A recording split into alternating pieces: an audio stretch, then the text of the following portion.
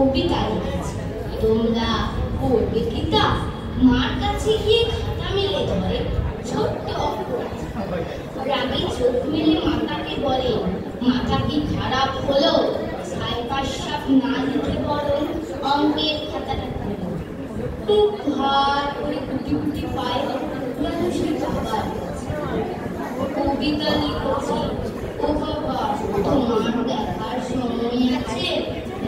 না করে বললেন বাবা, কবিতা লিখেছ, বেশ করবো তো বটে, আগে খবরের কাগজটা করি শেষ।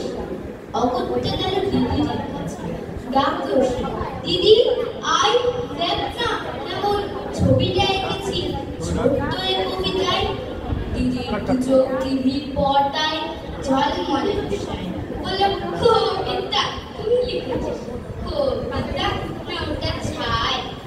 অপরাজিতার চোখ ছলো ছলো, বুকে কান্নার ঢেউ। তার লেখায় প্রথম কবিতা, দেখো না ভুল কেউ। একা ঘরে বসে সামনে তাকালো মালাতে সাজানো ছবি, স্নিগ্ধ চোখে রয়েছে যে সবুজ পাঠের কবি। কবিতার খাতা মেলে সে ধরলো, ঠোঁট দুটি ধরো ধরো, বলুন ঠাকুর কেউ না পড়ুক, তুমি কবিতা পড়ো। জানি কি করে কি যে হয়ে গেল, কথার সাথে সাথে রবি ঠাকুরের মালা থেকে ফুল ঝরলো সে খাতাটাতে।